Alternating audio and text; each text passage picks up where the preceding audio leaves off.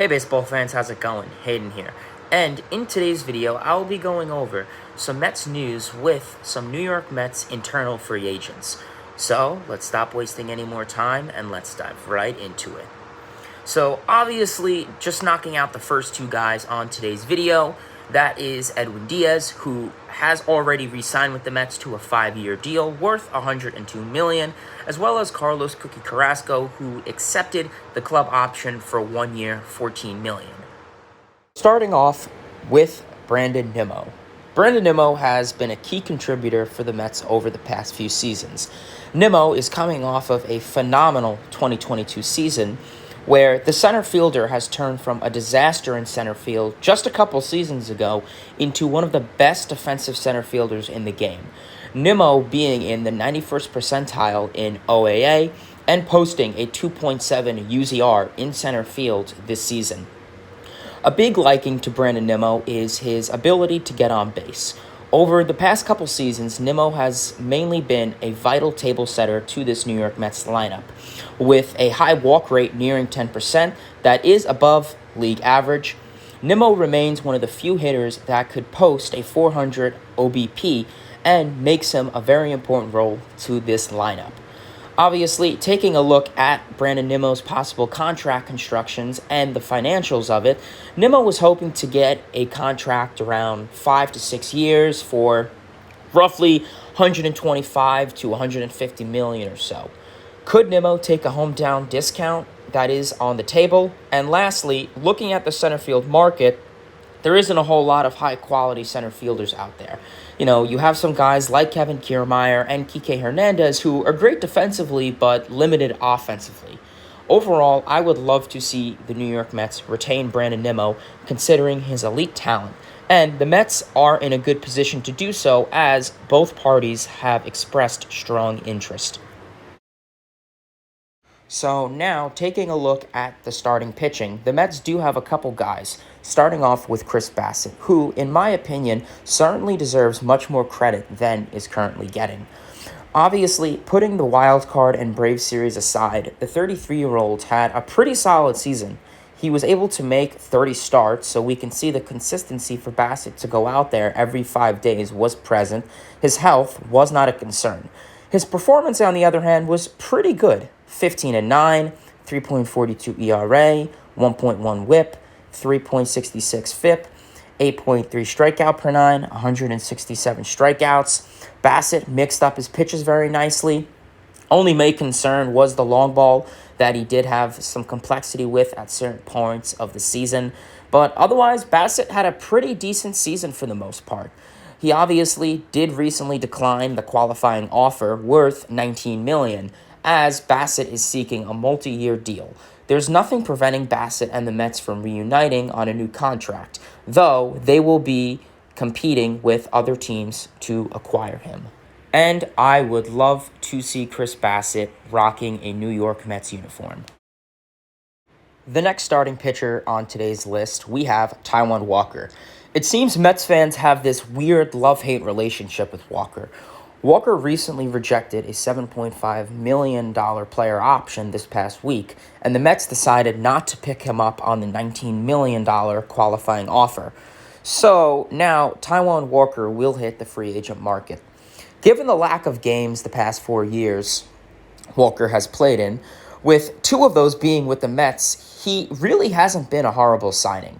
This past season, Walker had a record of 12-5, 3.49 ERA, 1.1 WHIP, 3.65 FIP, 7.6 strikeout per nine, 132 strikeouts in 157 1/3 innings pitched.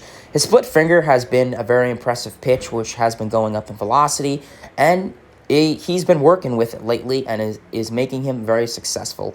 A lot of people do worry about Walker in the second half, especially with his performance. We saw him collapse in 2021, where this year he wasn't too horrible in the second half. Walker provides the Mets with some excellent depth after the 1-2-3 guys. Walker will likely receive plenty of interest in free agency from teams seeking a solid starter that could show up for the bottom of the rotation and be a reliable arm. Overall, I would have no issue with the New York Mets bringing back Taijuan Walker. Taking a look at the bullpen, the main contributors are Seth Lugo, Adam Ottavino, Drew Smith, and Trevor May. Taking a look at Seth Lugo, who has been with the Mets dating back all the way to 2016. It's definitely been a long time with Seth Lugo, and Lugo has had his fair share of injuries throughout his Mets career. However, he has played an important role to this Mets bullpen. Lugo has certainly established himself as a relief pitcher by now, and hopefully that could keep him consistent. Lugo this season looked pretty good, especially in the second half. His curveball has been nice and a successful factor to Lugo. I would have no issue with the New York Mets signing him to a short-term deal. Nextly, we could look at Adam Ottavino, who had a pretty nice season. His slider was a great pitch for him and was pretty consistent all season. I would have no issue if the New York Mets re-signed him to a 1-2-year deal. Our last reliever on today's video, we have Trevor Williams, who has been a pretty nice guy for this New York Mets team. Very underrated. He's great to use in a long relief situation, and there's the scenario, there's a doubleheader, a rainout, whatever the situation is, you could always put him out there, eat up 4 or 5 innings. Dominant, nice fastball, long reliever. I would have no issue for the New York Mets locking this guy up for another year or two. Otherwise, in terms of the bullpen, I don't really see the Mets re-signing any other guys, whether that's Trevor May, Drew Smith, Dolly Rodriguez, or any other bullpen name that has not been named. So the final guy on today's video is the best for last, and that is a guy by the name of Jacob deGrom. Obviously now, everyone knows the story with deGrom for the last 2 seasons.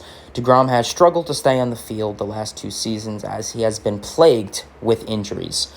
Looking at his 2022 season, deGrom missed the first half of the season and returned in early August to make 12 starts in the season, including 1 in the postseason. He didn't look quite as dominant as he had the last season, but he was still one of the better pitchers in the game, posting a win-loss record of 5-4, a 3.06 ERA, a 0.7 WHIP, 2.13 FIP, 14.3 strikeouts per 9, 102 strikeouts in 64 1/3 innings pitched. In terms of a contract with Jacob deGrom, it is really unlikely on what it could be.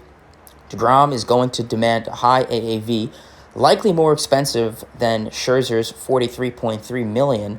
Cohen has the money and should give him that. The only thing is the years. Would the Mets be willing to give him 4 or more years? Yes, he is the game's most talented pitcher and maybe ever. But what worries some people is he's 35 and may post a risk down 4 years from now. However, with his velocity going up with age, deGrom has proved himself as a fine wine and can certainly pitch into his mid-40s. The initial read is the Mets will try to retain him, but will draw a line, and the line won't necessarily surpass $40 million. Your best chance might be if other factors in his questionable dependability as well as lowering the price. Alrighty, baseball fans, and that is the end of this video. Please feel free to give this video a like, comment, subscribe, and please, baseball fans, feel free to turn on those post notifications so you never miss a video or live stream. And please, baseball fans, feel free to let me know in the comment section below your overall thoughts down below. Till next time, baseball fans, see ya.